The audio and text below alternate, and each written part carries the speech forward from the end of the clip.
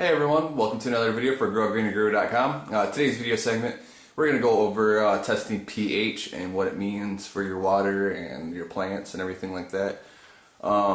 Before we get started, what does pH mean? What is it abbreviation for? We actually don't know, and there's three things that we think it is.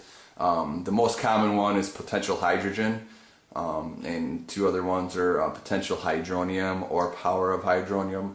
Either way, they all mean the same thing. They're basically testing the acidity or the alkalinity of the soil or the water or whatever you're testing.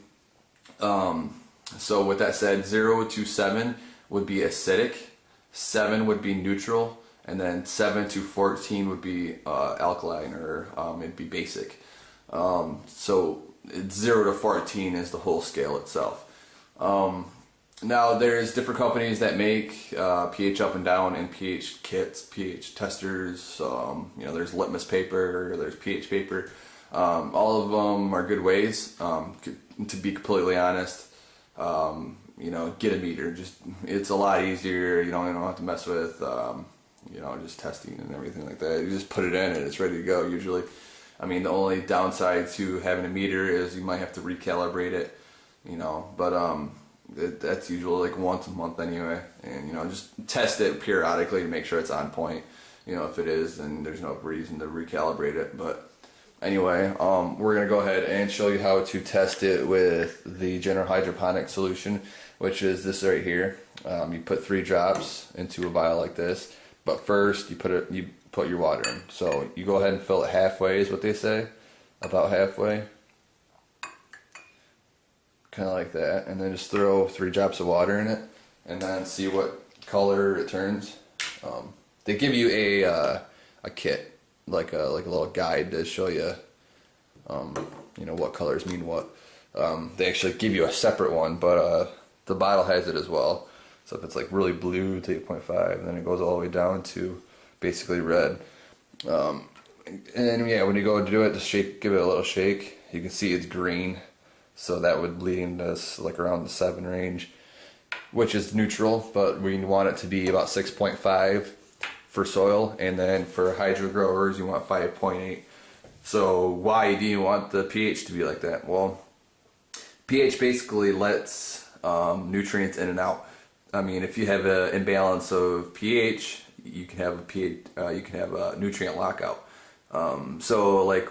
It's more evident with micronutrients when you're using things that aren't needed in big amounts, because those get locked out, and then you just start a big battle, and it it can cause a lot of problems.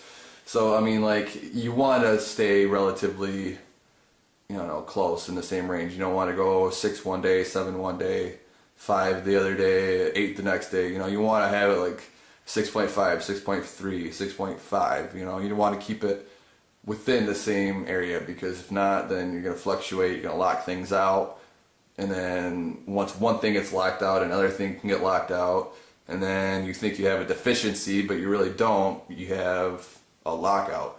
So basically what a lockout is the nutrients there. It could be there in the soil, it could be readily available in the soil, you could be feeding, like a nitrogen lockout. You could be feeding your plants a ton of nitrogen, but your plants are not absorbing it because the pH is off. And yeah, anyway, there's a guide that will show you on my website that will show you the different levels of pH and what nutrients get locked out at what levels. So that is a really good chart to look over. Make sure you know what your pH is and everything like that. So anyway, we're going to wrap up this video with one last test. We're going to show you how to use the pH meter itself. There's different companies that make this. This one's by Milwaukee. It's kind of, I guess, not an off-brand, but it's a cheaper version of the Blue Lab one. I have the Blue Lab TDS and ppm meter. It works great, but I've known a lot of people to use this one. It's a lot cheaper than the Blue Lab one. Not saying that Blue Lab is a bad company. They're a great company. They have a lot of different meters out there. They have the truncheon and all kinds of stuff. They got their stuff going on, but not saying that other meters don't work, because they're good. So Milwaukee, just as good. So anyway, I got the sticker I just kind of left on there. But different companies will, I mean, you just read over your guide, because some companies tell you to actually keep the meter constantly soaking even when you're not using it. You want to use 7.0 pH water. So, which I'll show you here in a second. I actually forgot it. I'll go get that really quick. Basically, there's a testing solution. It looks just like this. There's a 4.012. This is just your standard reference solution. This, you don't put it in anything. You just basically, this is to make sure that your gauges is calibrated. Your pH gauge is calibrated. So what we're gonna do is take the top off. You can either pour this into a cup and then use that, but honestly I don't. I just go right from the top. Which the manufacturer recommends you not doing because, you know, contamination. You know, after a while this bottle is gonna have a lot of contaminants that you don't want in it from, you know, going back and forth like that. So it's really good to have distilled water and then wash out between every time you do it, but I'm not too worried about it anyway. Anyway, you just go ahead and turn it on, and as you can see, it's supposed to say 7, so it says 7.1, which is 0.1 off, which it would need calibration. And what you do, there's like a little hole on the side. You take a screwdriver and you go left or right with it. I'd show you that, but it's easy. You can figure it out. Not all companies do this. This one does, so you know, just keep that in mind. But anyway, you just go ahead and put it right in your mixing solution,